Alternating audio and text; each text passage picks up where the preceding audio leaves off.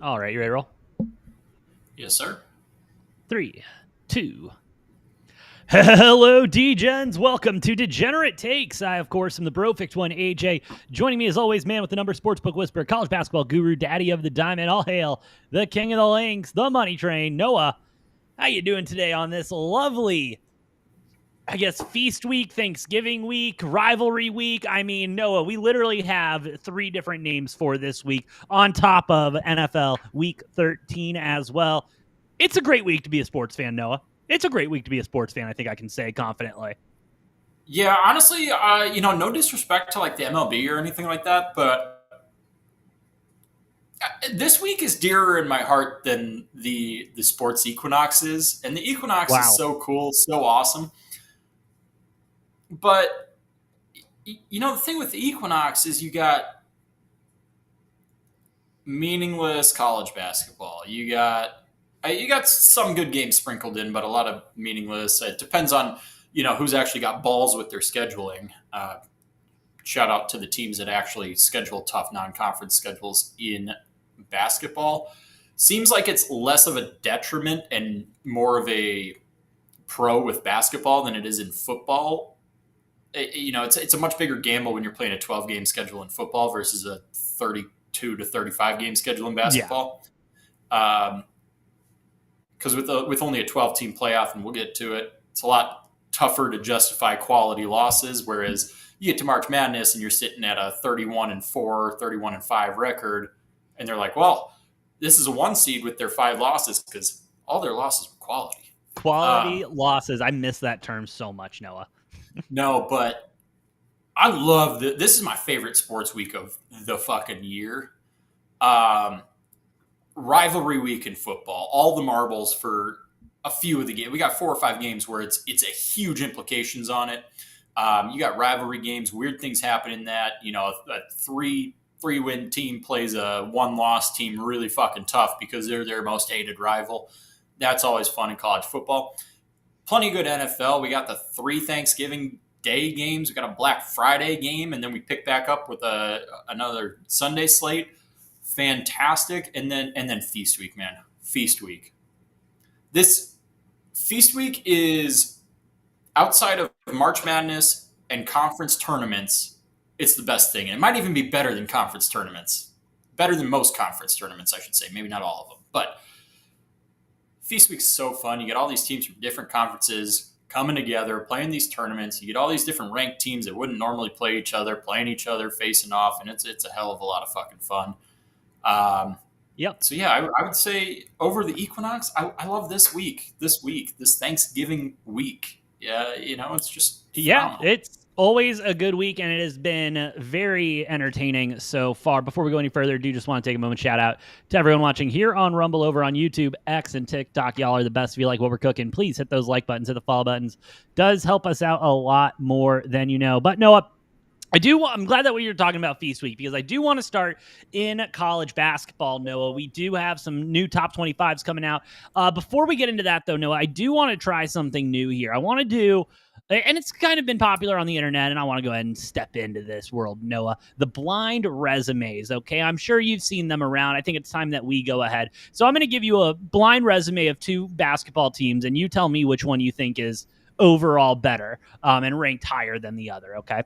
Both of the teams undefeated throughout the season. Not too bad. Not something, unheard of. Both of the teams have, ranked wins. One team has 2 ranked wins, as the other one has not only 3 ranked wins, but 2 ranked wins against top 5 opponents at the time of those games. I don't know, just early in the season, which team do you think blind resume is a little bit better? Well, it's not very blind when I know the teams you're talking about are Purdue and Arizona, who are ranked 1 and 2 in the AP poll. And I'm gonna go ahead and say, yeah, Arizona's got the more impressive resume so far, and Arizona has not struggled against any unranked Hmm. teams. Purdue has Hmm. had 3 halves of basketball against unranked teams where they haven't been dominant. That would be correct. Granted, we do play full games, and so 3 halves against unranked teams that are not super impressive um, isn't the end of the world. They do have 2 nice ranked wins. Here's my thing. I didn't have Arizona at number one in my poll this week. But I'll tell you, I didn't have Purdue at number one. I had Arizona at number two. I'll just rip the Band-Aid off, spoil it. I got Duke as my number one team in the country right now. Okay. And it was hard. I so wanted to put Arizona at number one. But to me, thus far this season, Duke has been the most impressive team.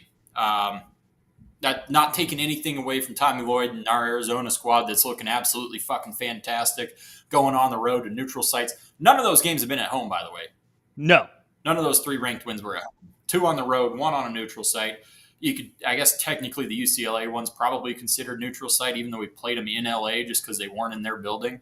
I don't know how that gets coded out, but and you could argue, UConn had 2 starters injured, whatever. I don't care. They're still a really damn good team, and we went into their building and took care of business.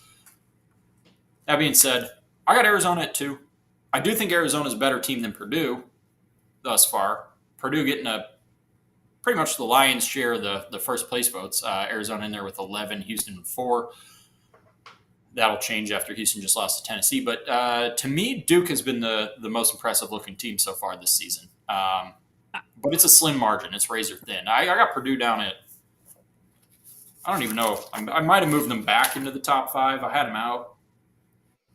I got them back up to 4. I had them down to 7, and then they beat Alabama. So, beat Alabama and they beat somebody else. I don't know.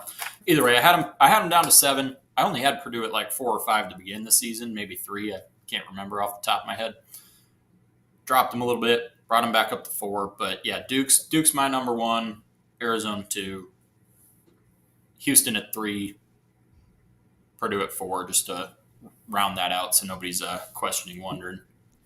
No, I mean, I get it. I guess my whole point was we're getting almost done with college football now. It's over to the CFP committee and out of the AP committee. I guess what's going to be the breaking point, Noah? Because again, you look at those 2 teams, Purdue and Arizona, as number 1 and number 2. And could you make an argument for Duke at 1? Absolutely. I think you have a very valid argument there. So go ahead, put all 3 of those in a group together. I'm like, when are we as a sports community just going to stop taking these so seriously? Because these jackasses clearly have no idea what they're talking about. Time out. The reason Purdue is still at number 1 is because they quote unquote don't have a good argument to take it out of number 1. It's safe, it's easy, and no one looks stupid if they put Purdue number 1. I'm sorry, you got 3 ranked, and I know it's early in the season, but you got 3 ranked wins versus a team that's got 2 ranked wins, as you mentioned, has played some bad basketball already this season. How are we going to reward them for that? How are we not rewarding the better team who's played a more difficult schedule and done all of this? When are we going to just finally accept that the AP is an absolute joke and no one there knows ball? Yeah, I will say the AP voters with basketball do seem to have a little bit more of a head on their shoulders. Obviously, you're still going to have the outliers sometimes, but fuck, dude. Here. Also, college basketball is, God, when I put together my preseason top 25, I cannot tell you how many hours I spent on that versus like football, especially this stage in the season. I go through there and I'm like, okay, cool. Quick 10 minutes and I got my top 25 based on the last week. It's so hard to place these teams until you see them play the games. And then even when you see them play the games, right, any team in the top 15 or 20, they go play these small low major FBS schools, or even some of them FCS schools, or they don't call it FCS, but you got these low major D1 schools or these D2 schools coming in, right? And you go in as a 28.5 point favorite and win by 35. That tells me nothing. That tells me goddamn nothing. You have a roster full of a lot of 4-star recruits and a couple 5-star recruits sprinkled in and some really high transfers coming in on a lot of these teams. I don't care that you beat you beat Chicago State by 45. Like, that tells me absolutely nothing. So until we start getting into some of these games where they're actually playing tough opponents, which shout out to Arizona, shout out Purdue, shout out all of these teams, because it's not all of them, but shout out all the ones that are playing tough competition early on in the season, because they don't have to, they're just choosing to do that. because I don't know how to accurately evaluate you until you start playing actual good competition, and it's still hard 3 weeks in. Um, but the picture does get clearer as we go on. Okay. Yeah, man, I fucking love college basketball. It's a lot of fun, and obviously we got no mid majors in the top 25 yet because No. there will come the point in the season where we have mid majors coming into the top 25. And this is an every year thing. They just get no love to begin the season. It is what it is. It happens. Top of my radar this year. Top of my radar this year. Watch the fuck out for George Mason. I like him a lot. I've seen him play a couple times this year. I like the way they play a lot, Noah.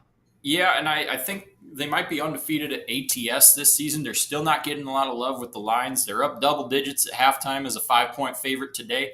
I've bet on them, I think, every game this season, and I think I've won every single bet I've placed on George Mason. I could probably do some more evaluation, and I'd have a little bit longer of a list, but right now, that is my number one mid-major to watch the fuck out for is George Mason. Watch out for them grabbing a 10 or 11 seed in the tournament this year with maybe 2 or 3 losses on their schedule. Like, they're going to run through the A10, and they're going to be a fun team. So just a little side note there, definite team to keep on your radar right now if you're a big college basketball fan, or even if you're not, because until they start fixing these lines to be accurate, George Mason is getting these small little, 3, 5, 7-point lines and just absolutely blowing out their opponents. I don't think they've had a single game this year that's been in single digits. No, not one yet. Not one yet. Looking for them to continue that success, Noah. Road Dog in the chat. Super early Final Four picks, Noah, if you had to pick today. I've got Purdue at 4, but they're not a Final Four pick because they will choke it away as they usually tend to do. I don't want to take the bait to take Arizona, but this is the best team I think I've seen Tommy Lloyd have this early on in the season. Yep.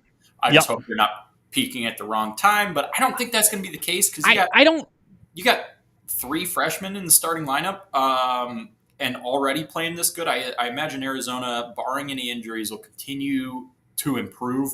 This could be the year Tommy Lloyd not only gets past the Sweet 16, but gets past the Elite 8 and gets into the Final Four. I like that. Duke, it's hard to sit here and say Duke. And I know I'm going to be very chalky with this, but yeah, Duke, Arizona, Houston, even though they lost to Tennessee today, Kelvin Sampson's got an absolute machine with Houston. Longest running streak of weeks in the top 25 for Houston at like 110, 111, some shit like that. Tennessee's number 2 at like high 70s, low 80s. But Houston's going to do what they do, and they're going to be a threat to be in the Final Four. Beyond that, I do want to take just one probably sleeper in here. And I don't even know if it's that much of a sleeper because there's a lot of teams on my radar here. Iowa State playing really, really damn good ball. Michigan State has been extremely impressive. They're the team that's probably blown my expectations the most out of the water so far this season is Michigan State. Like Louisville's going to be a team to watch out for. Tennessee, obviously. I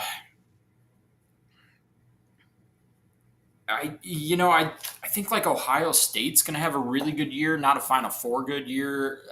Going on a little tangent there, but they could be at the top of the Big Ten. I've had them in my rankings since the preseason. I don't think they've yet cracked the AP, but and then there's probably going to be some sleeper out there who maybe isn't starting off as hot as they should, but will be coming out of nowhere and just looking really good. Vandy's a team to keep an eye on there in the SEC. I do think Kentucky wins the SEC, even though they've had a couple hiccups early on. But I don't know. It's going to there's so much season in front of us. Injuries can happen. A lot of surprise, freshmen or transfers coming in hot. But Yeah, I'm probably, like I said, at right now just a little chalky. Arizona, Duke, Houston, even though they lost today, and then gun to my head, if I had to make another pick here, because I'm not feeling it with BYU. I do have them in my top 10, but I think they got a little overhyped coming into the season, and I think they're a fringe top 10 team. It's another blue blood, but Michigan State's probably my outlier pick, who's maybe not in that top 5 to 7 right now, but very well could be. Yeah. I mean, I got Arizona, I got Duke.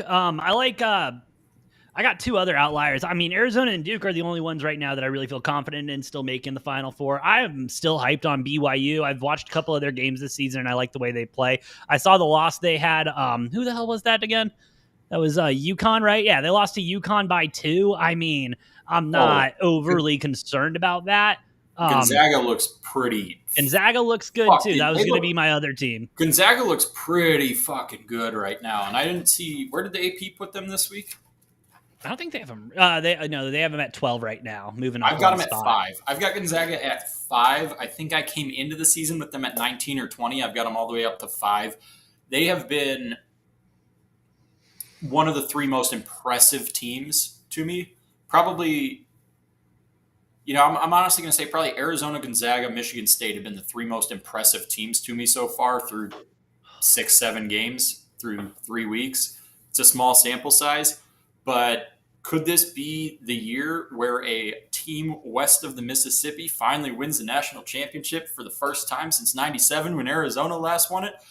I think it very well could be. I think Arizona and Gonzaga are 2 teams that could very well be in the Final Four. I hope to God at the end of the season they're not in the same quadrant of the bracket, because it would be really fun to see Arizona and Gonzaga in different quadrants be able to work their way through, meet in the Final Four or the championship game. That would be poetic in the championship game. Mark Few, Tommy Lloyd. That'd be great. It would be great. No, you got anything else in college basketball? Yeah, I'll run through just real quick. Not that you asked for it, but the rest of my top 25 right now. Like I said, I got Duke 1, Arizona 2, Houston 3, Purdue 4, Gonzaga 5, UConn at 6, Louisville 7, BYU 8, Alabama 9, Iowa State 10, Florida 11, St. John's 12, Michigan State 13, Illinois 14, Tennessee 15, Michigan 16, UNC 17, Kentucky 18, Tech 19, UCLA 20, Auburn, NC State, Arkansas, and Ohio State, and Vandy. Road Dog, I have Arizona, Duke, BYU, Gonzaga as my way too early Final Four there. Hey, Noah, before we get into football, you want to take a quick break? I gotta step away for a second. I'm sorry. Yeah, not a problem. All right, we will be right back. We'll get into college football rankings, and then we will get into college football picks as well for rivalry week. We will be right back.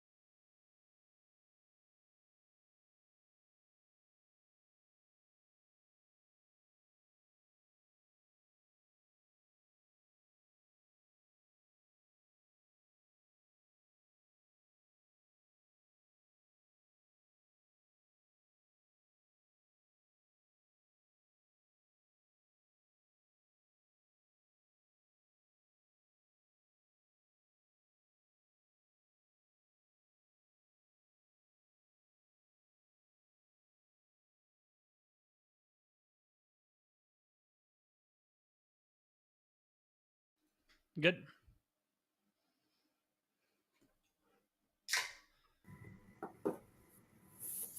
Yes, sir.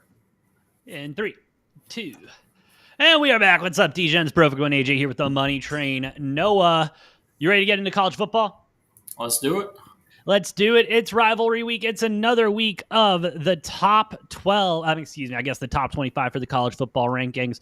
But we're only worried about 12, Noah. And let me tell you, not a lot of movement. Not a lot of movement out of what was a fairly quiet week in college football last weekend. But let's go ahead and just get into what is the top 12 right now as we sit. Got Ohio State at 1, Indiana at 2, Texas A&M at 3, Georgia at 4, Texas Tech at 5, Oregon moving up to 6, Ole Miss down to 7, Oklahoma staying at 8, Notre Dame at 9, Bama at 10, BYU 11, Miami at 12, Utah 13, Vandy 14 for what it is worth.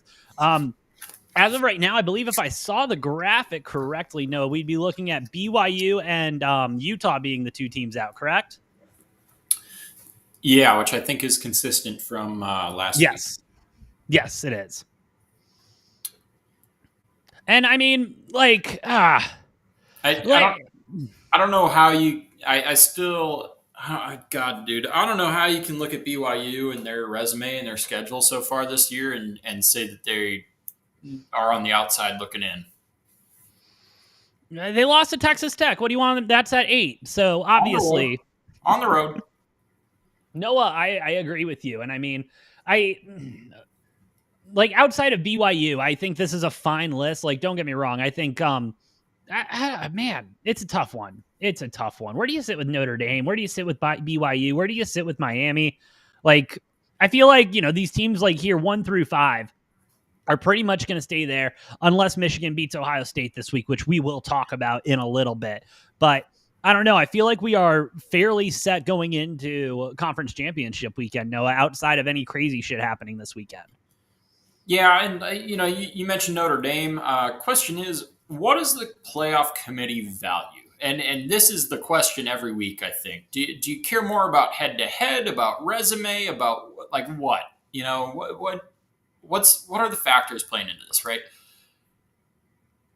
I've got Notre Dame at 5. I know they're a 2-loss team, but they barely lost to Texas A&M, who hasn't lost a damn game this year. They're sitting at 3. They barely lost to Miami on the road.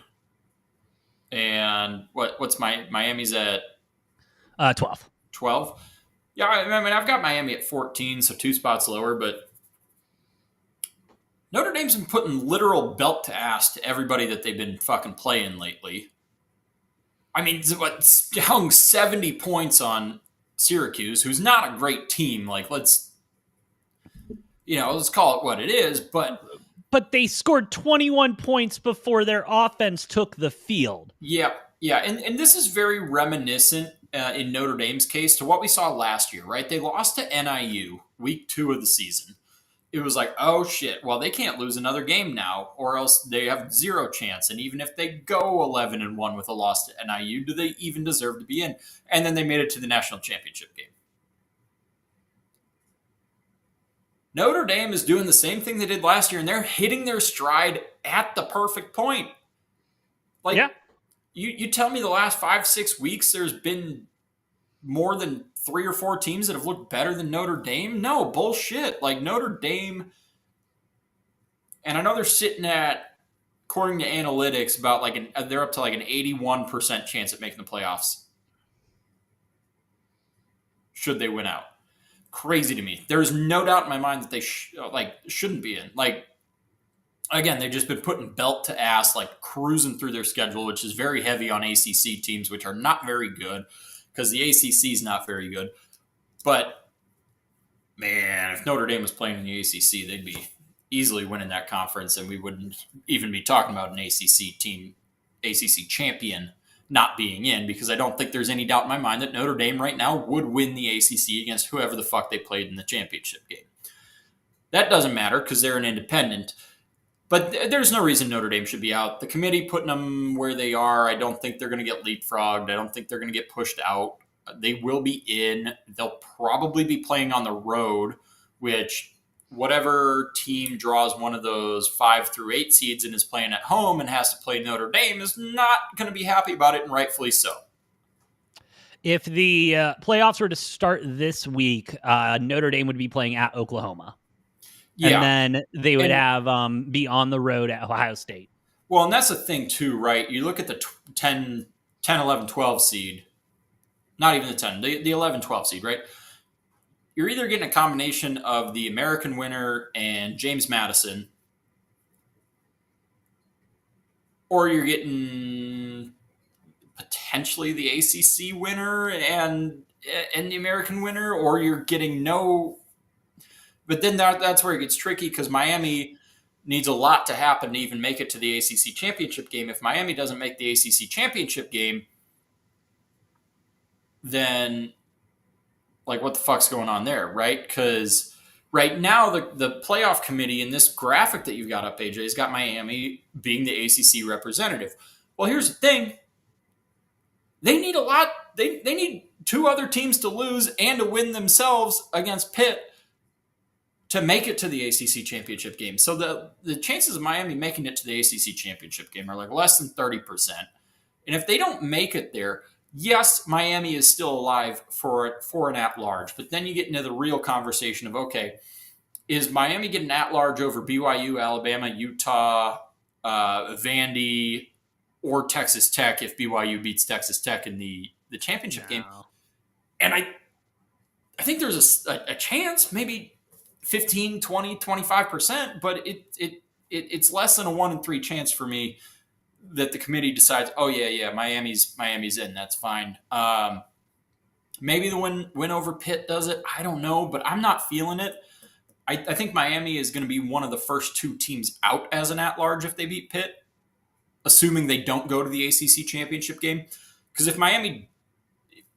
if it works out, if Virginia loses to Tech and I believe Virginia SMU, I don't know, there's like some scenario where Miami makes the ACC but it shouldn't game.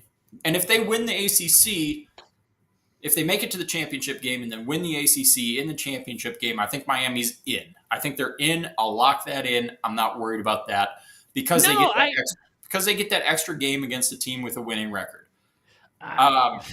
If they miss the ACC championship game, though, I think Miami's going to be one of those first 2-3 teams out, and then you're looking at either Pitt, SMU, or Virginia, who Virginia's got the best chance out of the 3 for an ACC champion to get in. I think Virginia will be in at 1 loss. If you're looking at a 3-loss Pitt or a 3-loss SMU as the ACC champion, unless something crazy happens with JMU, I think it's either Tulane or North Texas and JMU are in over any ACC teams. Yeah, I don't think the ACC should be invited to the playoffs this year. I'm with Road Dogg on this one. They have been like the SEC, we can agree, has been mid this season outside of a couple of teams, but the ACC all around has been less than mid. They've been ass this season. And I mean, sure, Miami's had a couple of good games. Yes, they're 9-2, but you're 9-2 playing a cupcake schedule that's ACC teams, and you're struggling against some of those teams, and you're not even in first place. And it's all on, if they can make this. But if anyone else wins, you're telling me Virginia stands a chance against any of these teams? You're telling me SMU stands a chance against any of these teams? No, honestly, I'd rather see JMU and Tulane in those spots than any of these ACC teams. They haven't played quality. Yeah. They haven't played playoff football. They have not shown that they are playoff teams. Yeah, no, and at that point, what you're looking at is who's getting the ass beating by the 5 and the 6 seed. Yeah, and fine, you want to go ahead and throw a sacrificial lamb ACC school up there? Go ahead, have fun. But I think the college football playoff committee would get a lot more respect and everything if they do go ahead and throw a JMU or a Tulane in there. And I would rather see JMU, Tulane, North Texas, whose coach, by the way, just announced today that he will be taking the Oklahoma State job, which unfortunate timing if you're North Texas. Is that an upgrade? Yeah. Just because it's a power school? Oh, absolutely. Well, I mean, okay.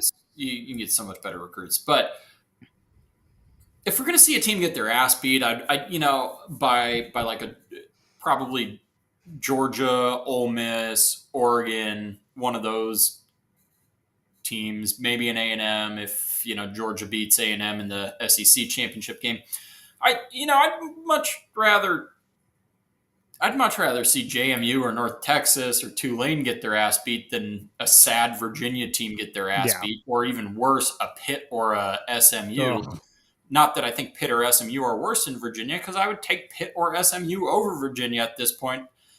Virginia just lucked their fucking way into a one-loss schedule. They didn't play hardly anybody. And they've been to overtime or double overtime 3-4 times. Yeah. But, yeah, so Miami, to me, is on the outside looking in. Unless the stars align and Miami makes the ACC championship game, if they do that, they beat Pitt, get to the ACC championship game somehow, and win the ACC championship game, I think that's enough to get Miami in over one of the two G5 champions that we'd be looking at.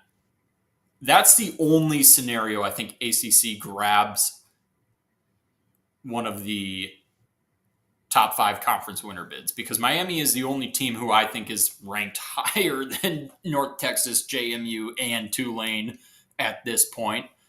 And I don't think that changes with any of the other ones. Notre Dame, on the other hand, I know people are going to love to draw the comparison. Well, Miami beat Notre Dame straight up. Again, I don't think it matters. You look at the last 5, 6, 7 weeks, Notre Dame's just been putting belt to ass against everybody they play, and over half those teams have been ACC teams. And you don't see other ACC teams beating ACC teams by 30, 40, 50, 70 points. Nope. ACC doesn't deserve a spot. Straight up. Anything else in the college football rankings? Yeah, I don't know how the fuck Texas Tech's not in the top 4. Granted, teams they had to find ahead of room them, for Georgia. Yeah, well, granted, the teams ahead of them, you got to imagine if everything plays out, Texas Tech wins out. I believe they're playing Oklahoma State this week, so I don't think there's any worry there. And then, assuming they beat BYU a second time in the Big 12 championship game, I think things will work themselves out, because the other teams ahead of them will lose because they're playing in conference championship games. And I think Texas Tech will be at that 3-4 spot by the time it's all said and done. BYU, God, if they end up at 11-2 with 2 losses to Texas Tech and don't get in because of it, I'm gonna feel so bad for them. And it's totally gonna happen. It's like, I can totally see that happening. Them being one of the first 2 teams out. Oh, yeah. And their only 2 losses on their schedule are 2 losses to Texas Tech, who at that point will be ranked in the top 4. Yeah, at that point. It's going to be, it'll be wild the next couple of weeks. But you ready to get into picks? Yeah. Let's do it. Rivalry week picks are here. Let's start with the game on Thursday, Noah. Navy, Memphis. Memphis, 5.5-point favorites at home here. 58.5 is the total. 56% of the bets, 76% of the money coming in on Navy at the 5.5. And I will say this is a little bit of a flip from what I was looking at earlier today. The money was coming in on Memphis and now seems to be switching to Navy at the 5.5. Listen, Memphis is on a little bit of has been a little rough the last 5 weeks. Losses to ECU, Tulane, and who can forget UAB. It sucks that they're ending the season this way, and I like their offense. I think they're high-powered enough, and the defense can most of the time keep up. But this is a team that's going to really rely, in my opinion, on just putting up as many points as possible.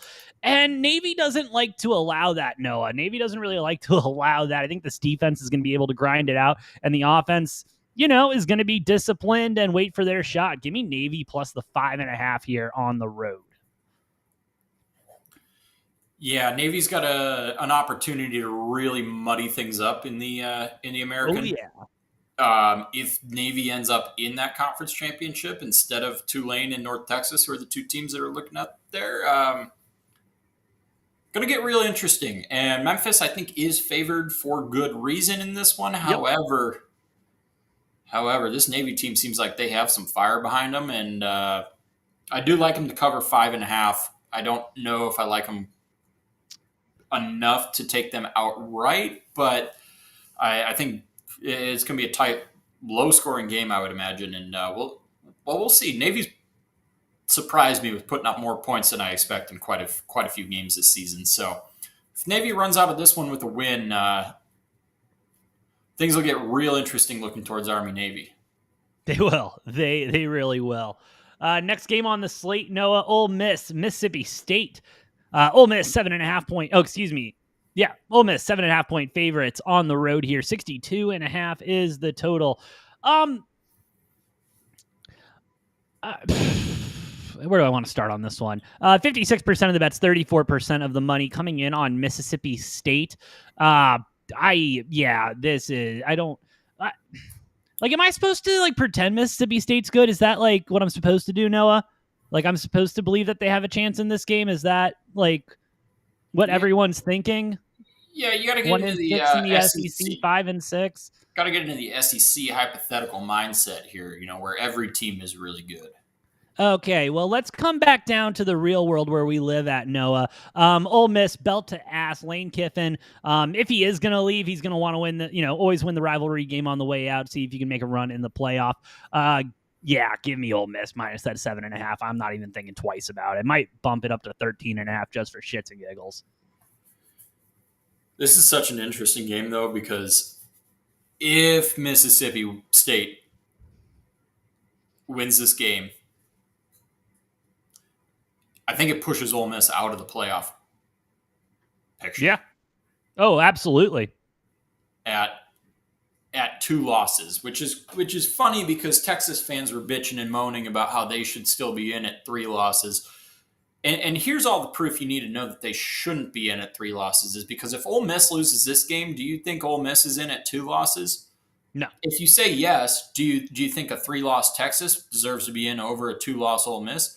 And I'm going to say no, absolutely not on that. And I don't think either team deserves to be in. And we have a really strong pool of teams this year. If Ole Miss drops 2 losses, their resume isn't strong enough to support them as a 2-loss team. That's my opinion on it. I do think this is going to be a tough-fought game. The Egg Bowl, big rivalry game. Mississippi State is going to be playing their best game in this because they would love nothing more than cap off their season, become bowl eligible, and beat their biggest rival here in the best season that Ole Miss has had in maybe the entirety of their football program. And what a poetic way for that to come all crashing down than to lose at your rival at the last week of the season. Do I think Mississippi State wins the game? No, I am going to take them to cover 7.5, though. I think this is going to be a lot closer than a lot of people are anticipating. We'll see. Next game on the slate, Iowa, Nebraska. Iowa, 6.5 point favorites on the road. 38.5 is the total here. 89% of the bets, 98% of the money coming in on Iowa. Line opened up Iowa plus 2.5, moving to 5.5, minus 5.5, excuse me. All the money and everything's on the money line as well. I mean, it's Iowa all day, right? Oh, you saw Iowa all day, you saw right? how bad Nebraska got waxed by Penn State last week. Yeah, I did. Yeah. Matt Rule, by the way, since taking over for Nebraska, 2-9 record in the month of November. Jeez, that's awful. That is just bad. In those 11 games, you want to guess how many Nebraska was favored in? Ooh. I'm going to say 3. No, the number's 7. Nebraska's been favored in 7 out of 11 games in the month of November since Matt Rule took over as head coach. They have a 2-9 outright record. That's bad. That's bad. They're not favored here, and by good goddamn reason, because I think Iowa's going to go in and blow the fucking brakes off of Nebraska. They're going to blow the brakes. I do like this Nebraska quarterback who took over for Raiola, though. I think he's the better quarterback. Give him a little time. I'm spacing on his name. Road Dogg can help me out with that one. But yeah, I can't. That's not coming up. I think there's some promise with this quarterback. I think he's a Southern California guy. But yeah, man, give me Iowa wins by more than a touchdown. I ain't even worry about that shit. Iowa did not play their best game last week. I think they're going to bounce back here, go on the road. keep Nebraska in their fucking place. I would agree with that one, Noah. I would agree. Iowa minus 6.5. Latif. That's his name. Yeah. I think that Oh, kid's, give me. Sorry, go I ahead. think that kid's got the potential to be something special. I've liked what he's put out there on the field more than Raiola. I think this team's crumbling a little bit, so he's kind of in a tough situation. But come next year, if Latif's a starter going into the season, I think it's going to be a positive move for Nebraska. Assuming that rule's still there and not at Penn State. How many interceptions does he need to throw on Saturday before someone tweets out Laqueef? You know what? Is that somebody you, AJ? Yeah, I'm thinking probably like 2.5, 3 is the line. No, it's probably 2.5 is the line.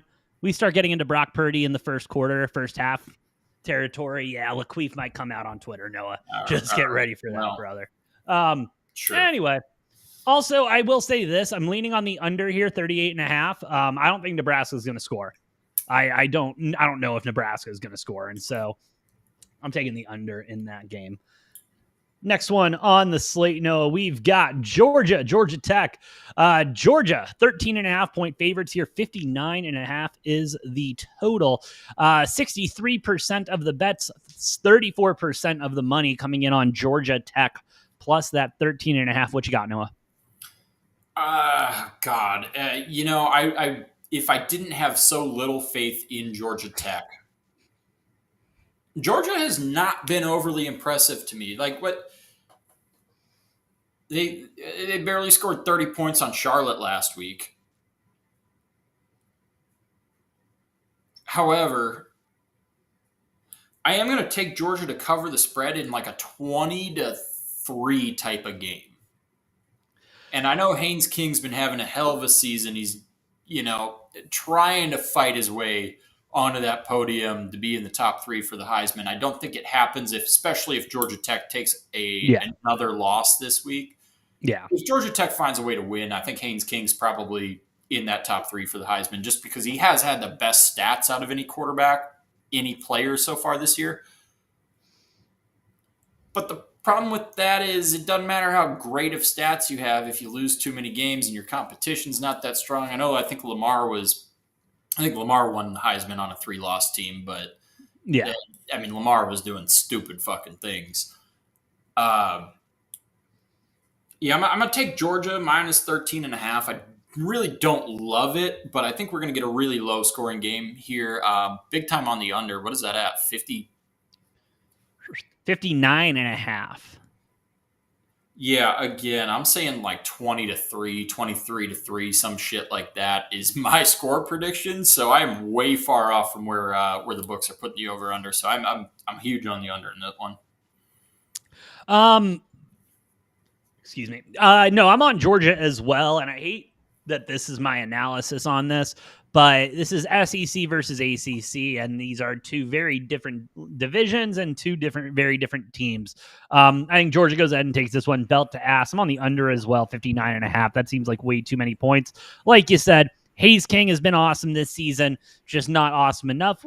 Maybe a transfer is in the books for him. We'll have to keep an eye on that. I think he's out. Or we'll probably go to the league, yeah.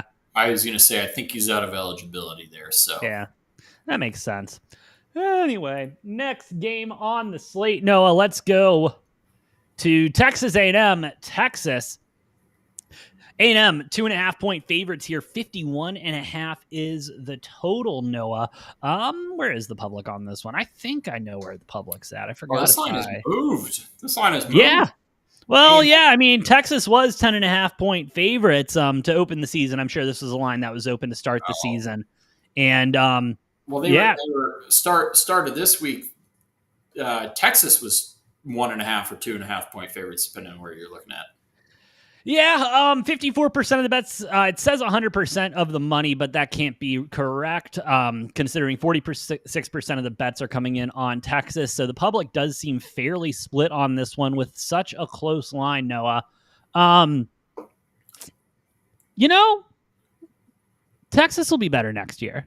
I do think Texas will truly be better next year. As we've talked about on this show, Noah, Texas is a team that has just regressed as a whole, not only at quarterback play, but wide receiver, running back, et cetera, et cetera. And we're saying this about a checks and notes 8-3 team. I mean, still a very solid team, but I like A&M.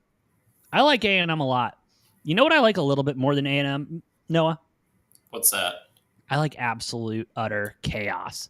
Give me Texas plus the 2.5, sprinkling that money line. I think Texas keeps this one close. They've been able to play top 5 teams fairly close going back to Ohio State week 1. I think they're going to keep this one close at home too. Not going horns all the way up, but horns are maybe waking up a little bit. You know what I mean? Well, you stole my thunder a little bit there, AJ, because Texas A&M, they have not lost a game all season. They've been looking pretty good. And then you start looking at their schedule. Mm-hmm. And, yeah, you do. They played a whole SEC schedule, right? I guess. You would assume their best win was against an SEC school.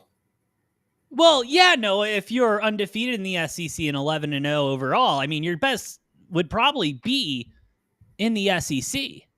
Not the case. Their best No, win... it's not a cupcake, is it? No, their best win is at Notre Dame, which no shade at Notre Dame. Obviously, I'm very high on them. Got them number 5 in my rankings. But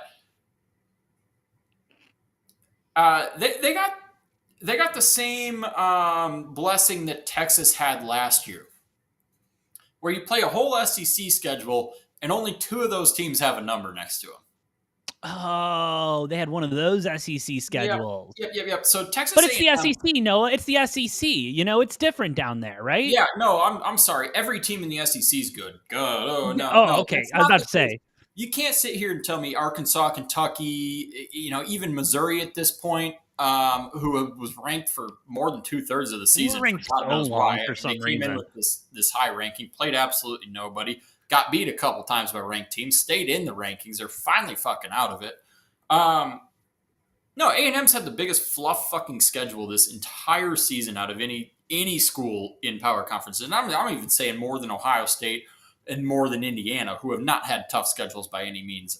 Indiana at least had to go on the road to play Oregon. Ohio State's had a real fluff schedule. I had them at 1 in my preseason rankings. I still got them at 1 because they've done nothing to work their way out of 1. But A&M, man, I mean, they haven't really been tested. This is going to get really annoying because Texas is going to go in and they're going to win this game, and then they're going to be whining about the fact that they should be in the playoff at a 3-loss record, even though they don't even make the SEC championship game. They're going to get left out like Alabama last year. They're going to be one of the first couple teams out, as they should be. They definitely don't deserve a spot. But I do think Texas at home wins this game. They're my dog of the week. I know it's only a 2.5 point spread, but they're going to be my dog of the week here. Ruff. I think I might have multiple dogs of the week. I don't know. I might have messed that up, but whatever. Yeah, I think Texas takes this one. And again, their fans are going to be insufferable, complaining about how they deserve a spot in the playoff, and they still don't. I don't care if you beat A&M, you still don't. And A&M is going to backpedal their way the fuck into the playoff because they'll lose this game. They'll go to the SEC championship game. They might lose that too, and they're still going to end up with like the 9 or 10 seed. Well, because then their 2 losses are to a Texas team that's still ranked, and a Texas team that's still ranked, and then an SEC championship game. Yeah. And there was a debate last year about do we want to make the championship games matter and count, et cetera, et cetera. And they're going to have to put some weight behind that one, I think, to make those count. And so if they do end up losing, maybe we are in a world where a 2-loss A&M team with a loss to Texas and Georgia or Alabama. The analytics are really interesting on this, right? If you look at teams and whether or not you want to play in your championship game. Because obviously we talked about Miami earlier. Miami's best path in is all the stars aligning and getting that extra game. Yeah. But there's teams in positions where you don't necessarily want that extra game. But then you look at the margin when you're talking about playoff chances, playoff percentage. On average, it's about 2 to 3% lower of a chance to lose your conference championship game than it is to not play in it. for power conference schools. So it's not a huge margin, only a couple percent difference. And on the flip side of that, if you go to your championship game and win it, it vastly improves your chances and your seeding and all that. So I think if you're going in where it's like, oh, we have a 3% less chance of making the playoffs if we lose, but if we win, we'll get a top 4 seed, and if we, yeah, like it, you're still wanting to play in your conference championship game, but there's maybe 5 or 6 teams in the country where this does affect them in some manner. Yeah, where you're like actually like, oh, do we actually want to play in that game? I agree. But A&M's going to be in it. But yeah, if they take a road loss to Texas and then lose in the championship game in Atlanta to Georgia, they're still going to be in the playoff. Yeah, well, I just want to say if Texas fans start getting loud this week because they're 9-3 and they're being left out of the playoffs, I, as an Arizona fan, am going to start getting loud about 9-3 and being left out of the playoffs. Speaking of which, Noah, let's go to the duel in the desert, Arizona State. And Noah, you pointed this out to me earlier today because I missed it. Is that a funny little number next to our name? It is, yeah. And I personally probably flip-flop these a little bit, but actually I don't even know. I think I had Arizona State. No, I had Arizona at 21 in my rankings and ASU at 25 this week, so not a little bit of a flip-flop, but yeah, I'm sorry. Who are the books favoring in this one? Oh, no, I'd be glad to tell you who the books are favoring. Arizona is 1.5, 2-point favorites depending on the book you're looking at. Totals at 51.5. 52% of the bet, 72% of the money is on. Is on who, Noah? Is on who? I'm gonna say the boys down south. That would be them boys down south. No, the Wildcats going into Tempe. And, no, I do respect Tempe because they try their damnedest to be as dirty as the dirty tea. And they can't even touch us. And you know what? Yeah, did they drop 77 on our ass one time? Sure. Bad day in the office. It happens to us. But God, Noah, it feels like, Arizona State had that nice season last year, and us being the big brother, we weren't too interested. And then we saw they were having fun, and we're like, well, hey, we want to be good at football. We want to have fun. And look what Brett Brennan's done in the second season. He's gotten both of us off the Fire Brent Brennan train. So shout out to him. Excited for another season of Fafita if he decides to stay. Long-winded answer. There's no Sam Levitt. Ken Dillingham's on his way out. ASU is going to be in shambles by this offseason. Give me the Wildcats. Bear down. Go Cats. Minus the 1.5 on the money line. Minus 7.5. Taking it every single which way to Sunday. And also, shout out to whoever the hell scheduled this. I have my high school reunion on Friday that starts at 6. And this gives me the perfect excuse to leave early. So thank you to whoever scheduled this game. Beyond excited to leave my high school reunion early for this. Bear down, go Cats, minus the 1.5.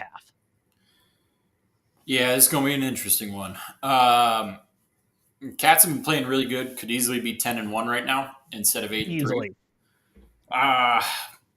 Fuck. I mean, ASU is a good team. Jeff Sims has been playing decent He's been great. Quarterback in Levitt's absence. Jordan Tyson probably going to be a top 5 pick in the draft. It is what it is. I mean, he is that talented. He's a dog. But no Scatterboo this year. The Territorial Cup's been really interesting. The last 3, 4, 5 iterations of it have been absolute fucking blowouts, and I think we're actually going to get a good game in this one this time. It should be more competitive, yeah. I think we're going to see it a lot closer.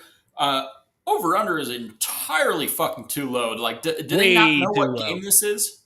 No, they don't understand the Territorial Cup like we do, Noah. They just don't.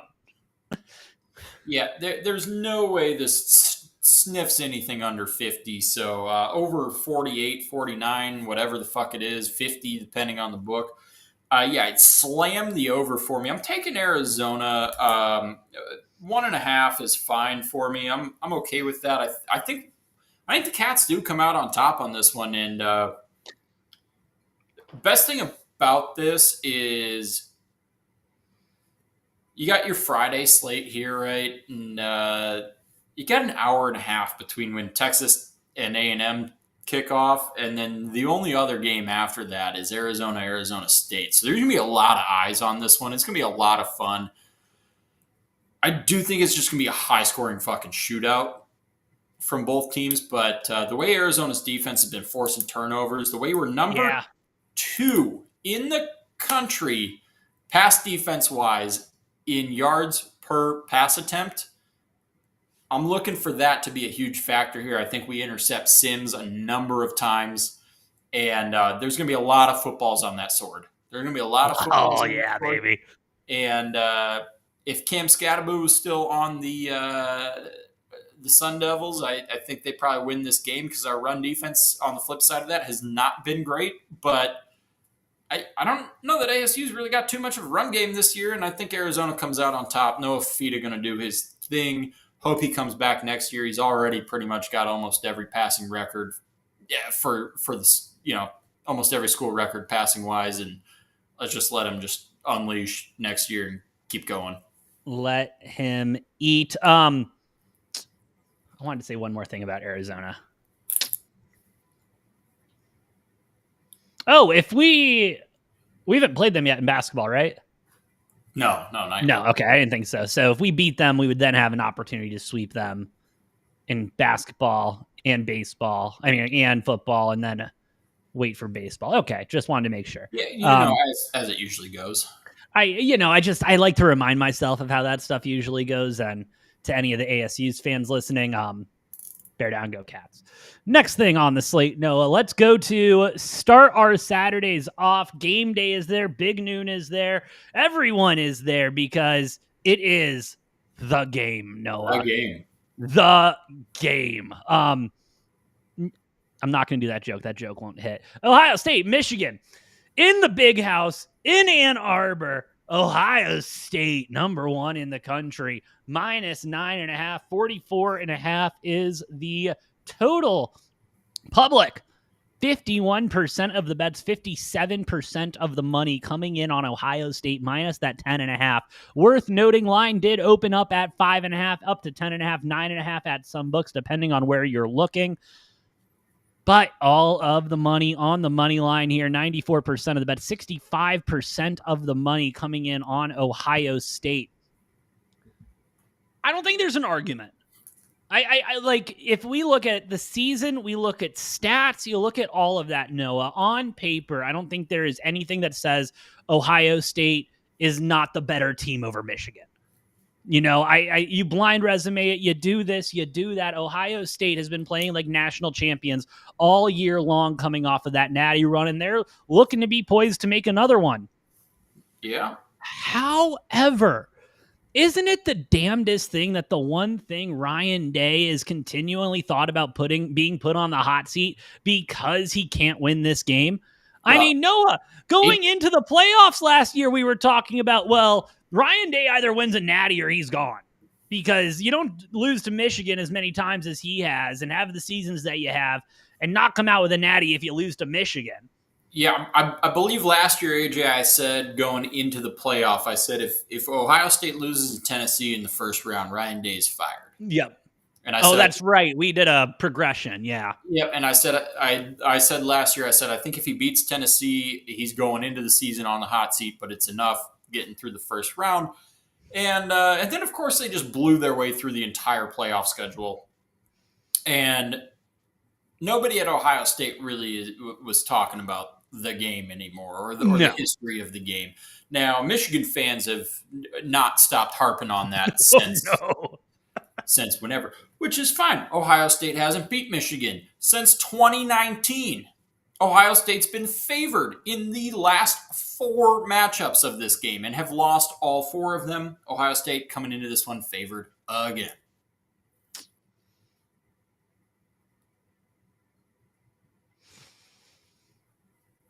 Where are you at with it? Where are you at? Noah, I mean, this is one of those games where, kind of like playoffs, like we talk about playoffs, you kind of have to put it in a vacuum, kind of forget about everything that's happened this season and go into what's going on here. And what do I know about this game going into this one? I know it's going to be in Ann Arbor.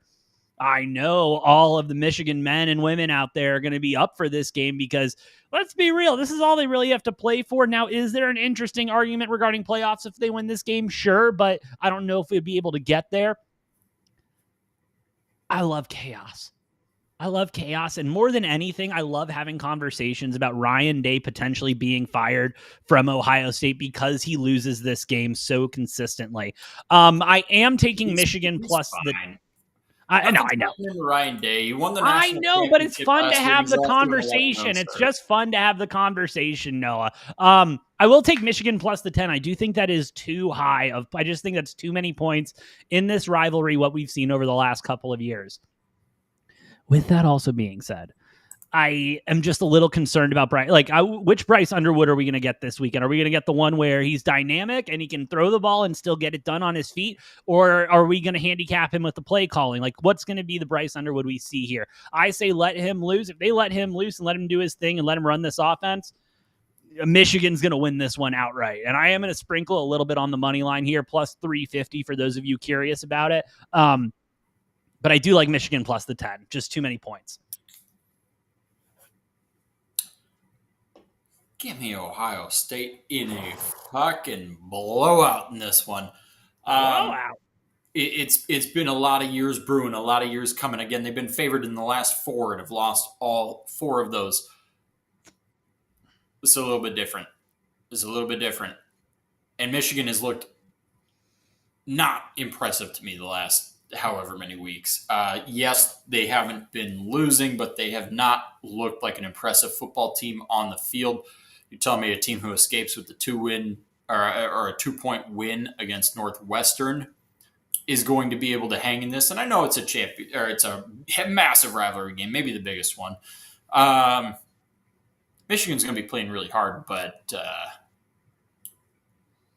at the end of the day, when the dust settles, so I think Ryan Day gets the monkey off of his back with not being able to beat Michigan. I think Ohio State takes back the reins in this series. Ryan Day gets things settled down. Junior saying,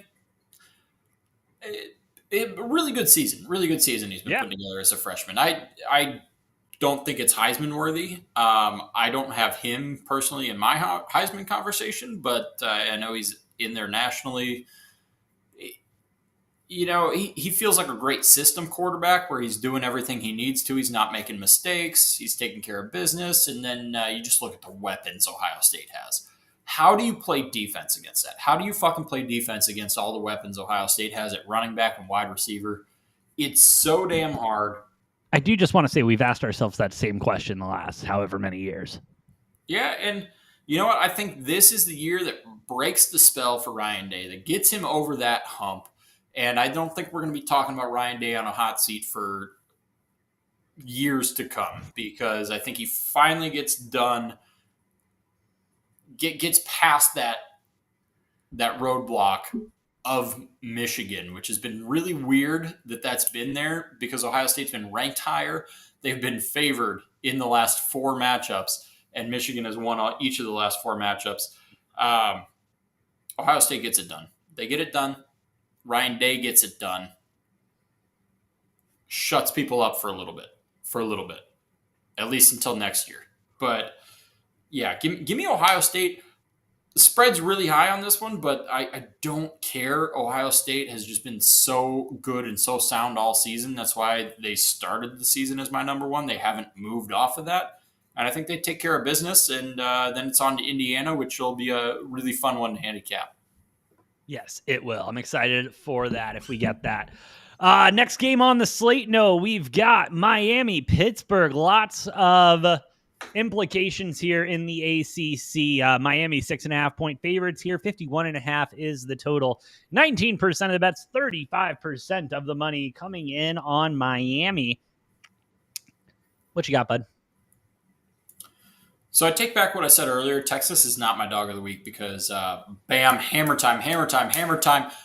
Give me the fucking Pitt Panthers to, at home, upset Miami, to punch their ticket to the ACC championship game, to cause absolute chaos. If SMU wins, Pitt wins. It's Pitt SMU, I believe. Somebody fact check me on that. I don't know if that's entirely true. But Pitt's going to take care of business, strengthens Notre Dame's resume if Pitt wins this game, because Notre Dame just put belt to ass to Pitt. And if they go and beat Miami, then I think that head-to-head with Miami and Notre Dame doesn't really matter anymore because, oh shit, Miami has 3 losses, and one of them was to Pitt, who we just spanked a week before, or 2 weeks before. I think Pitt's a good team as far as ACC teams go. There's no team I would call a great team in the ACC right now, but there's a couple teams that I think are good teams. Pitt is one of them, Miami another. I think this is going to be a hard-fought game, but 6.5, give me a break. I'm taking Pitt to cover 6.5 at home any day of the week, and then I am taking a money line. That's going to be my dog of the week, not the Texas pick. And let's let all the chaos ensue in the ACC, and I cannot wait. Again, going to really be dependent on whether or not JMU wins their next 2 games and whether or not North Texas or Tulane can win their next 2 games, or maybe Navy. Navy's a weird one because what happens if we get in a conversation where we're talking about a Pitt or an SMU that's got 3 losses and then a Navy team that's got 2 losses, 1 in conference play? I think Navy might get edged out, to be honest. Whereas, I think Navy would get the nod. Whereas Tulane and North Texas, I think, are above a 3-loss ACC champion. But I think a 2-loss Navy might be below them. So that provides a really interesting one. Would be really interesting to see JMU as the 11 seed and then a Pitt or SMU who wins the ACC as the 12, with the committee saying, yeah, we think JMU is a better team than you. Cool. That'd be hilarious. Give me Miami minus the 6.5. I'm not a fan of this game either way. Handicapping this one, I'm on both sides, if we're going to be honest. The one that did it in for me is the money spread on this. The fact that, what was it again? 81% of the bet, 65% of the money on Pitt. The public, I don't think the public knows ball that well. Give me Miami minus the 6.5. I know you've said the public's been notoriously bad this year. Noah, they will write books for how to teach bookers to make lines off of this season. It's been a god awful year for the public, but even outside of that, I think it's more of I think it's a toss up game. I would prefer it more at a pick 'em, but I guess 6.5, kind of the same thing with these 2 squads. Next one on the docket, Noah. Western Kentucky going up against Jacksonville State. Western Kentucky 2.5-point favorites here. 55.5 is the total. Got where is it? I just had it up. I can't believe this. I can't believe I've done this. There we go. 41% of the bet. 59% of the bet. 64% of the money coming in on Jacksonville State. Noah, what you got? This is a fun one. The reason I put this on the slate, the team that's oddly sitting in the weeds with a less than 1%, but not 0 chance at making the playoffs here in Western Kentucky. If all fucking hell breaks loose in the American, if all fucking hell breaks loose in the ACC, and if JMU drops a game, Western Kentucky's sitting there. I would love to see their mascot on the sidelines. That'd be awesome. They're a college football playoff game. And again, it's a less than 1% chance. But it's a non-0% chance that Western Kentucky somehow grabs a 12 seed. Would be absolutely fucking crazy.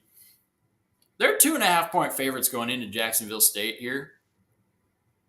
I think the Hilltoppers get it done. I think they get it done, give themselves another little shred of hope. They still got to make the championship game in Conference USA, which is not a given yet. No. But Interesting thing to keep an eye on. That's why I put this game on the slate, and I am taking Western Kentucky to win this one on the road, and just keep that little tiny shred of hope alive. Yeah, I mean, I think it's a nice bounce back spot for Western Kentucky after the loss to LSU last week. Not to mention, I think everyone is paying too close attention to who played FIU, who lost to FIU worse. Where that does go with Western Kentucky, Jacksonville State playing them a little bit better, but nah, give me the Hilltoppers. I want to see their mascot on the sideline of a college football playoff game. Damn it, that's what I want for Christmas, Noah. Hey, again, it's not a 0% chance. So you're saying there's a chance. It might be less than 1, but it ain't 0. But there is a chance. Next one on the slate, Noah, Oregon, Washington. Oregon, 6.5-point favorites here. 51.5 is the total. Public, 25% of the bets, 28% of the money on Oregon. I know Washington's had a good season. No, I've watched Washington football this year. I think they're a solid football team. Yeah, it's only a matter of time until, hopefully for Jed Fish, they've had enough of a good season that he can finally get to the place that he actually wanted to go, and that's the University of Florida. I hope so, too. I hope he can get there this offseason. And a win over Oregon would definitely help his case. I don't think he needs it, though, and I don't think he's going to get it. Yeah, listen, Dan Lanny's going to have these boys up. It's going to be belt to ass on this one and kind of put a kibosh to the nice season Washington has had. High-powered offense, but they do tend to struggle against these better defenses like Oregon. So give me Oregon minus the 6.5. Belt to ass is going to be the title of this game, Noah. All right. Yeah, this is an interesting one. Washington took a bad loss to Wisconsin. Not looking good. That was a really bad loss. Let's not forget that Oregon only beat Wisconsin, 21-7? Yep. A couple of weeks prior. Wisconsin's now won 2 of the last 3 weeks against teams that they were heavy dogs against. Yeah. Turns out all they needed to come out and say the entire season was, we're re-signing Luke Fickell to another year. Because as soon as they did that, they started winning games. Crazy. Makes me a little nervous for Minnesota, Wisconsin. But I feel something weird in the air here with this one. I think a rainy, shitty weather game in Seattle. Oregon might... Yeah, they're coming off of a really nice win against USC, but Washington's a much different team. Washington likes to run the ball a lot more. They get Jonah Coleman going, get the Coleman train choo-choo. If they can limit the possessions in this game and force a turnover or two or get a few sacks here against Washington, I know Indiana, that was the biggest thing when Indiana went into Eugene. They had almost 10 sacks against them. I think Washington's got the D-line to get after them a little bit. And if they can do that, if they can just get the run game going, if Washington takes care of the ball on their own end and doesn't turn it over, get a turnover or two from Oregon, it's not out of the question that Washington could win this game. It's a possibility. If Washington wins this game, I think Oregon should be out of the playoff conversation. Problem is, they still make it in even if they lose this one and don't make the Big Ten championship game because it's a 2-loss Oregon and brand name and all this other shit. But Oregon hasn't played goddamn anybody all season. Their best win is against USC. Their best win is against USC last week. I get it, Noah, but I do think that the college football playoff hats the committee members wear, I do think those are Nike hats. No, I think they probably are, and Oregon's going to get in even if they lose this game, which is crazy to think about. But, Oregon's second best win of the season? Who? At Iowa. Game they should have lost. They should have lost that one. Yeah. Oregon's ass. We'll get to that once the playoff bracket comes out because I will be picking against them in the first round 1,000%. I don't even care who they're playing. This is my second dog of the week. I got a little confused. I didn't jot my notes down very clearly. Texas was not a dog of the week. Pitt, yes. Washington, yes. I think Jed Fish, Washington, put a big statement win on their season. They're not going to the playoff. They're not sniffing it. They're not doing any of that. But this is Jed Fish's big, hey, guess what? Before their bowl game that they play in, which will be a nice bowl game if they win this, he won't be coaching that bowl game because he'll be hired as a Florida head coach. And Yeah. I think Jed Fish is going to pull a little bit of magic out of his hat, which he's been known to do. And he's going to go ahead. It's a home game in Seattle. I think Washington wins this one outright over the Oregon Ducks. And somehow the Ducks are still going to get in the playoff, which I think is absolutely wrong if they finish with 2 losses because they have not had the schedule to support it. And I've said that for like the entire back half of the season. I'm like, they do not have the schedule to support being a 2-loss team in the playoff, but they play in the Big Ten. So, 2 losses they'll be in. Well, we'll see on that one. Let's go to the next one. Noah, LSU, Oklahoma. Oklahoma, 10.5-point favorites here. 36.5 is the total. 79% of the bets, 91% of the money. Got to be on Oklahoma. Yeah, on Oklahoma minus the 10.5 here. Who the fuck betting on LSU?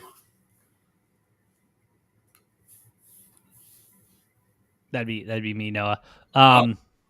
That would be me. I'm not putting it on a shirt or anything like that. I do think this is just too many points for this Oklahoma team. Overall, I think this is an ugly game in general. I think both teams are, I know the records say something different, but I think both teams are pretty equally matched, all things considered.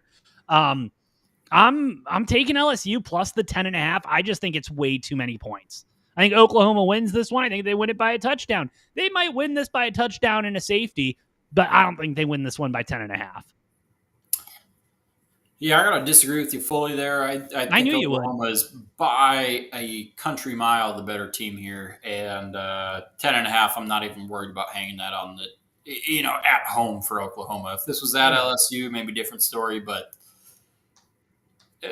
LSU's bad. They're bad. Brian Kelly's fired. He's now trying to sue the school for making him unhireable. Well, no. The school is stating that they have not officially fired him. They are stating that the AD that they fired him, and that firing doesn't stand. They haven't officially fired him yet. He's just not coaching the football team. Also wild to say, oh, well, me being wild, fired, right? Me being fired from LSU, you've made me unhireable. No, Brian it's Kelly. not that they fired him. It's that they haven't officially fired him yet, and he's still on their payroll, Noah. That's what it is. My point being, maybe you're unhireable, Brian Kelly, because you're unhireable. Remember when you killed a kid? I was about to say, didn't he kill a kid? Not to bring that back up again, but...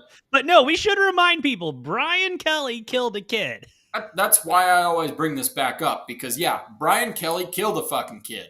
And that's what make him unhireable, not LSU. He did his best with his family down there. He was really trying with the family. No, he did an ass job there.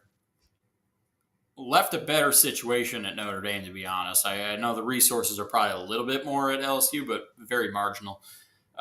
It didn't work out for him. And so, yeah, Brian Kelly, quit your bitching. What's fake news, Road Dog? That Brian Kelly killed the kid or that he's unhireable?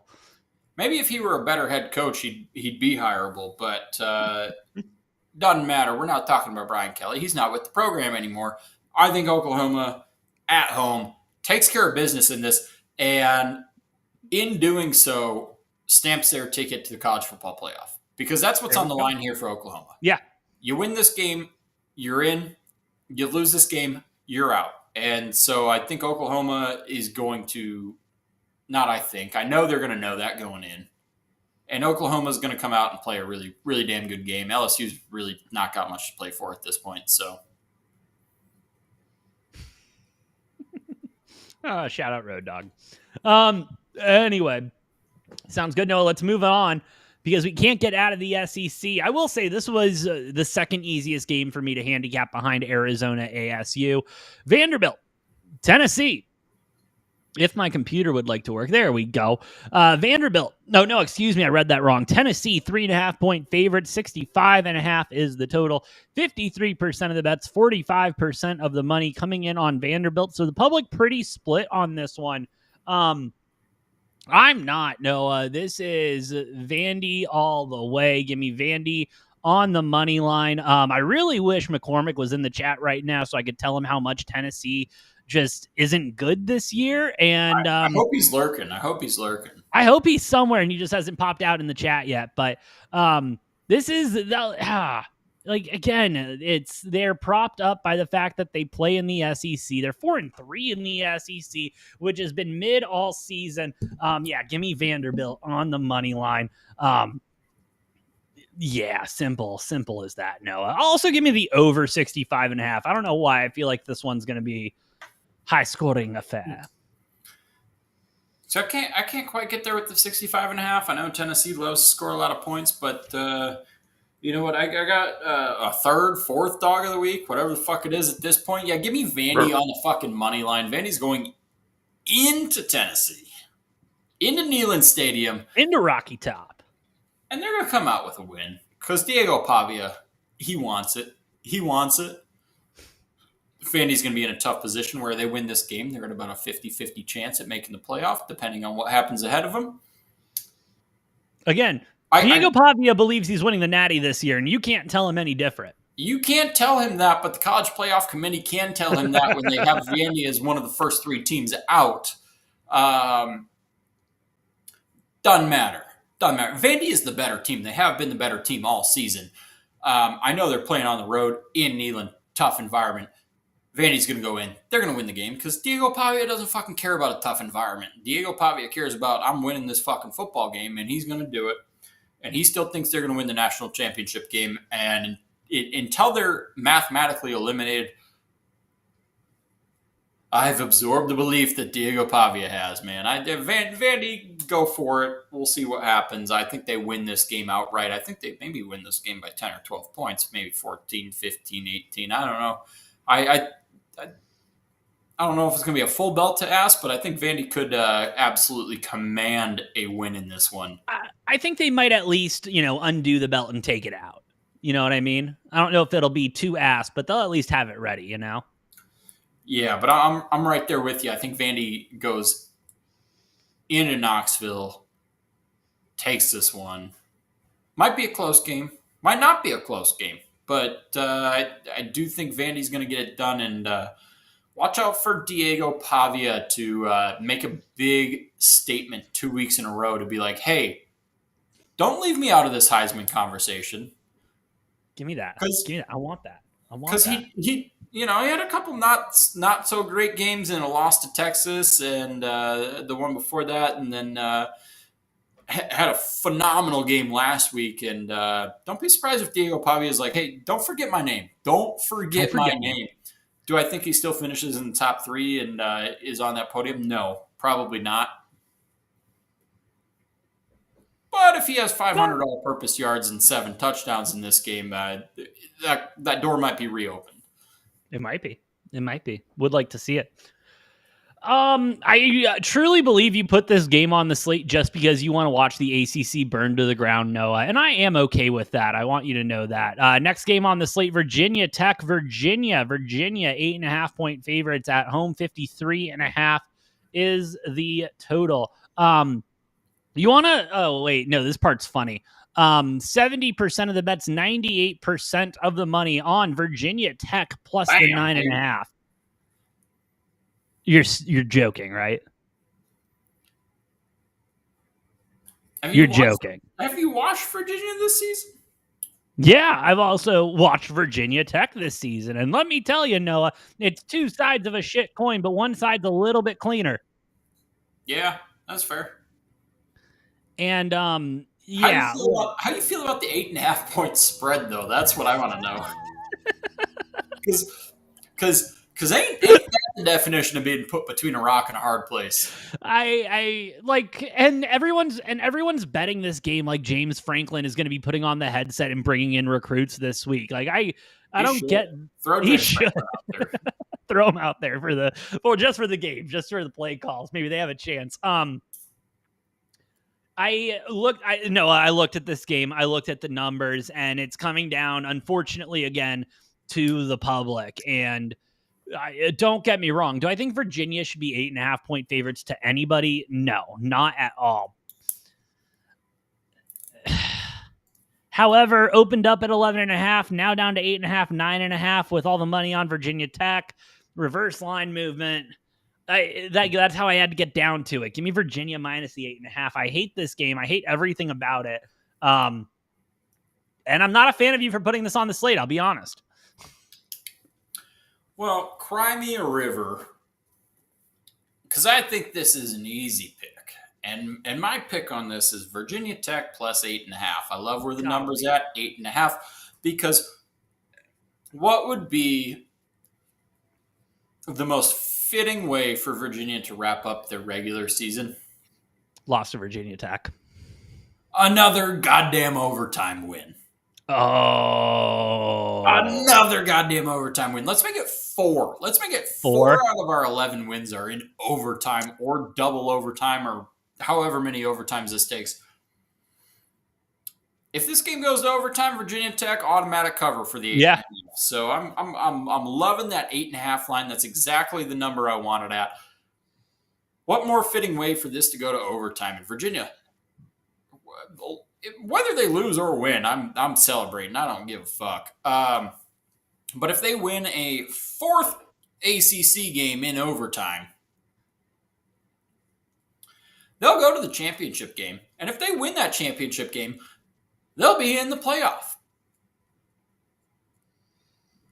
Will they be 20-point underdogs in the first round of the playoff? Yeah, probably. But they'll make the playoff. If they go to the championship game and they lose the championship game, SMU, Pitt, whoever they're playing, probably also not making it. So it doesn't really fucking matter. It doesn't really fucking matter.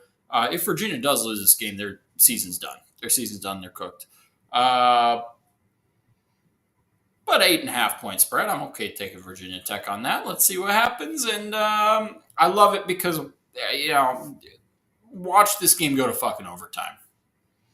It probably will. Also, shout out to ESPN real quick. They just did a really nice tribute to Bill Walton at the Maui Invitational. Shout out Bill Walton. Rest in peace. Anyway, keeping it moving to a last game on the college slate. Got the Iron Bowl. Alabama. Alabama.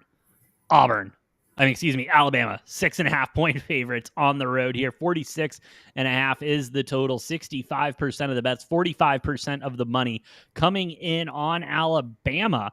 So still, public money-wise is a little split on this, not bets-wise per se. Go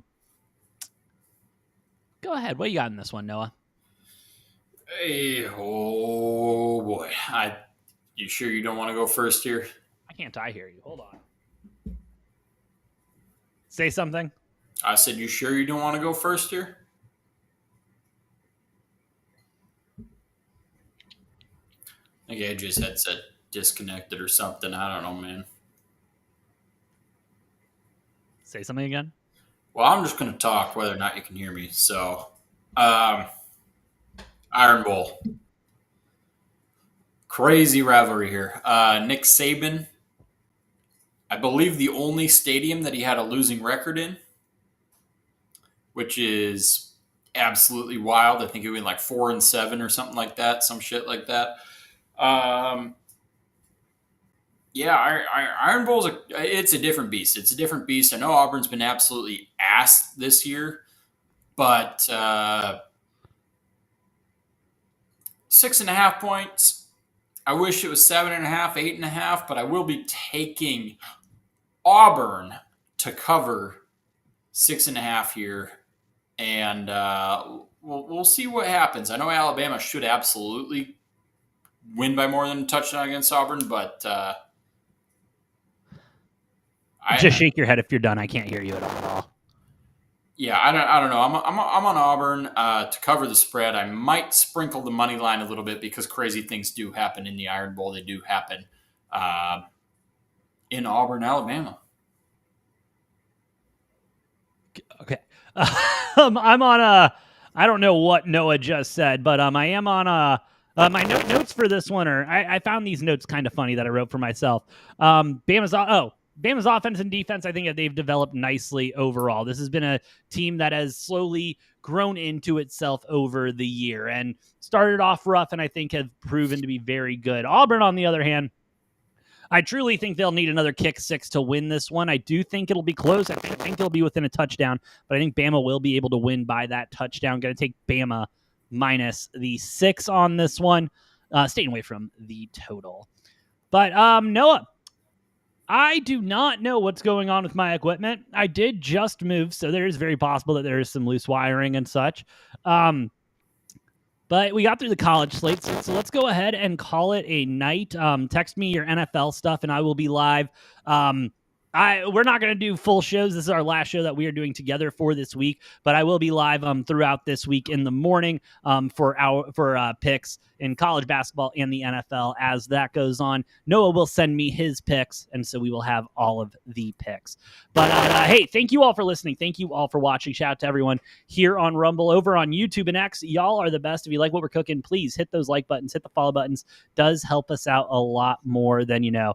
But from all of us here at Degenerate Takes, have an incredible Thanksgiving. Have a great time with family. Enjoy all of the sports. And we will be back here next week to recap all of it. But with all that being said, I'm the Brofict One AJ. That's the Money Train Noah. Good luck. God bless. We'll see you guys next time on Degenerate Takes.